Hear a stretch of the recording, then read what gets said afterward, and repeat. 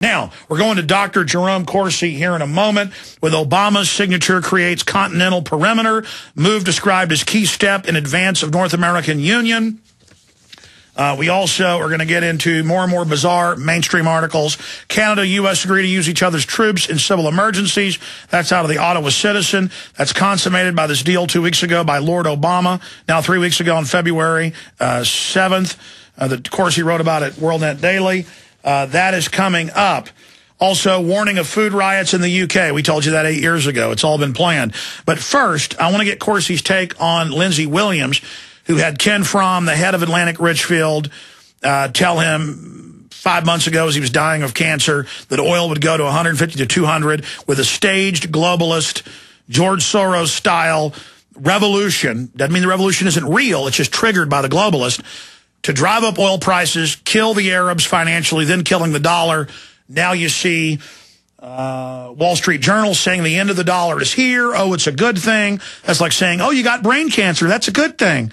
We're going to get Dr. Corsi, who's also really an economics expert's take on that. But so he can hear Lindsey Williams from October 21st on this show. He went into a lot more detail, but I'll play a short clip of it because Lindsey Williams is joining us next hour. Here is that clip of him laying it out, not just from Ken Fromm, who died a month later, but from his other, and I know the man's name, and we've actually called him. I'll leave that out of it. So is Dr. Monteith, who is an even bigger CEO of a big three, confirmed it and laughed with pleasure and said, you go ahead and tell the slaves there's nothing they can do to stop us. And now exactly what he told Pastor Williams is now happening. Here's that clip. With their crude oil prices, this means that their program is on schedule. They're doing exactly what they've been telling me over these years they were going to do. Here it is. Here's the price. Crude oil is going back to $150 to $200 a barrel. Gasoline at the gas pump will be $4 to $5 a gallon. This is going to contrive massive inflation. Can you imagine what this is going to do to airline fares? With the airlines, I know they're making money right now. They're one of the most viable businesses in America. Can you imagine what this is going to do to the truck and freight line prices? Can you imagine what this will do to the grocery store and the hardware store? Okay, it goes on and on. Meanwhile, the Fed is oblivious, saying there's no inflation. Inflation's rearing up everywhere. It's triggering many of the riots that the globalists then are using. Dr. Corsi, what's your take on my last 5-minute rant and Lindsey Williams' prediction, one of many, coming true with precision? Well, I hope you'll... I've got great respect for Lindsey Williams, and I hope you'll give him my best regards when he's on in the next segment. I really agree that we're headed... You know, I predicted when I wrote Black Gold Stranglehold that we would hit $100 a barrel oil. That was about in 2005, and that prediction was ridiculed then. We hit $148 a barrel in July 2008, and I agree with Lindsey Williams. We're headed back to that level. We'll be lucky if it doesn't go higher than $148 a barrel. Now, what's your view, before we shift gears into the main reason you're here, North American Union, on what's happening in the Middle East? You notice it's all the key choke points on the waterways, and we know George Soros' people are in there, Google's in there, NSA, MI6, SAS. I mean, there's no... And CNN's hailing it. Glenn Beck's being criticized for staying it staged. Dr. Corsi, what's your view on this? Well, and I agree with you. Look, the George Soros funding of causes around the world against the United States are notorious. And the manipulation of oil, which is being done by OPEC, the globalists have manipulated oil for a long time. Barack Obama, if you recall, when he campaigned, said he welcomed the high price of oil because he thought he'd move people to green energies. I think really Barack Obama had the globalist agenda in heart, and that is he knew that it would devastate the United States economy, high prices of oil and natural gas, that it would destroy industrial activity and push us back into a agency or Agenda 21 type low growth, if not population decline pattern, which the globalists have wanted for decades. We've got abundant natural gas and oil here in the United States, offshore, in Alaska. I've maintained for a long time that oil is abiotic. It's not dinosaur soup. It's not created by fossils. Well, we know now that's being proven. Not just you writing about it a decade ago with all the scientists you interviewed, but now all the oil wells, most of them around the world, keep filling back up. And look how deep they are. Look at this Deepwater Horizon, which blew with such tremendous pressure in the Gulf It was of almost Mexico. through the crust. Right, and we were down, they're 5, 6, 7 miles below the surface of the water, where the Russians, the Soviets at the end of World War II knew that oil was a deep energy resource, that it was not created by sedimentary rock. It's not the case that all the dinosaurs herded in Saudi Arabia and died in a big heap at the end of the Mesozoic era. Underneath the oil No, the crust fields, is just thinner there, so it's easier to get at. Yeah, right. They decided they were going to precede the elephants. They decided to go to the great hunting ground and to die all in a big heap. That's not how we got oil in the Middle East. If you take a look at the studies of the bedrock fractures underneath the oil fields in Saudi Arabia, the oil fields are right on top of the bedrock fractures. That's where the oil has seeped up from being created in the mantle of the earth and pools in these sedimentary rocks. So we have abundant oil in the Gulf of Mexico. A great meteor hit that at the end of the Mesozoic era. We know that. It deeply fractured the bedrock of the Gulf, and the Gulf, as a result, is filled with oil. We're going to find abundant oil. 3/4 of the world is filled with water. We've barely looked under the oceans for oil.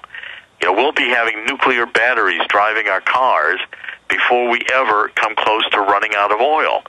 But yet, the globalists, the Barack Obamas of the world, the George Soroses do not want the United States of America to have abundant, cheap energy, which we could have. It's also a deep, dark secret that the oil companies fund the environmentalists, and they have a big game on. British Petroleum has this big ad campaign, BP Beyond Petroleum. It's a joke that BP is beyond Well, they're creating petroleum. artificial scarcity. It's just like George Soros gets the sweetheart deals with Obama. GE and Soros are the only ones allowed to build new power plants. All their competition gets shut down. That's just the mafia model, like the 1,040 health care waivers to their buddies who don't have to get the health care for their employees, an unfair trade advantage. This is just Chicago mafia system. I agree. And, look, also, what you've got going on, Alex, is that if people are convinced that oil is fossil fuel, there are only so many fossils, so there can only be so much oil. And that's where this whole conspiracy to make people think oil is rare starts. Absolutely. Dr. Corsi, stay there. By the way, this is not an alternative theory about the abiotic oil. Okay, it's an absolute fact that oil does not come from dead dinosaurs. Okay? We'll be right back with Dr. Jerome Corsi to get into the North American Union. Okay, we got about 25 minutes or so, or a little less, left with Dr. Corsi. And this is a short segment, long one coming up, but I wanted to get into the main reason we have him here today so we can then hurry and get into the unions. Well, you know what? We'll get into the North American Union stuff in the next segment. In this short segment, let's get into the unions. Dr. Corsi, the way I see this is you've got the big mega banks that are openly globalists that have stolen trillions and trillions of dollars. They've gotten the government of the U.S. and other countries to sign on to their derivatives that admittedly we don't owe. And so now austerity is here. And so just like a third world country, they're cutting the unions, they're cutting the government pay. But still, some of the unions are corrupt. They bet on the wrong globalist team. They certainly don't have a right to my money. And now Obama has his admitted controlled unions, and I have the news articles right here where SEIU went in, and took over the Bank of America building, and they're calling for higher taxes. But then the taxes end up going to the bankers, and these poor, useful idiots think they're there. You've got Michael Moore saying 400 people have more money than 50% of the country. Yeah, but those 400 people are actually lobbying, a lot of them, to have the dumbed-down horde come take the money from the other 49% plus that they're not talking about. I mean, this is such a simple equation that globalism gives out this chicken feed to have this domesticated mass to be used as a weapon to control the government, to make sure big government's there so crony capitalism can control things through government. What's your view on this? Well, look, here's where I'm going to start. Your point about the unions is correct, and I come from a union family. My father was with the Brotherhood of Railroad Trainmen, and he helped to create the United Transportation Union. The unions today are nothing what the unions were, the 30s, 40s, 50s, and even 60s in the United States. Today the unions are more or less kind of like they have on this kind of almost mafia kind of organized crime game. There's no collective bargaining. The unions get into power. They take over teachers. Let's say teachers in Wisconsin. And then they want it to be, you can't be a teacher unless you join the union. And the union's going to take part of your pay. That's your union dues. You don't have a choice. You pay your union dues. Then the union decides to put that money, good portion of it, into Democratic Party political campaigns. You have no choice about where your money goes into political campaigns. And then the Democrats give you an after and get. That's right. And the Democrats get into power, and then the Democratic governors vote to the unions more and more pay for their current benefits, pension benefits, whatever the union wants. Because, again, the governors, especially with pension benefits, know it's going to come out of some future generations and some other governor's budget. So the unions and the Democratic Party have in place this game which holds hostage government employees.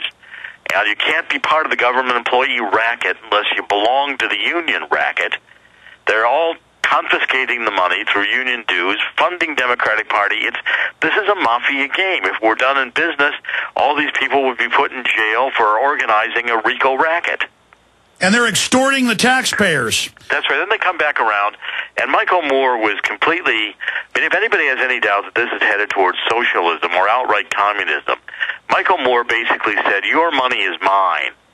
He said, all the money in the world belongs to the state. The state can confiscate it, take it, and give it to the people. Well, if that idea ever worked in history, it'd be worth listening to. But all it is an idea that, the thugs like Michael Moore and the others who organized the unions or rabble-rouse to get the proletariat raised up, there was never a poor communist at the top. They always stole the money, make sure they got their share, just like the union bosses. Find me a poor union boss. But now they're trying to juxtapose themselves against the banksters. But the big banksters, they're the ones that created the big government to control things.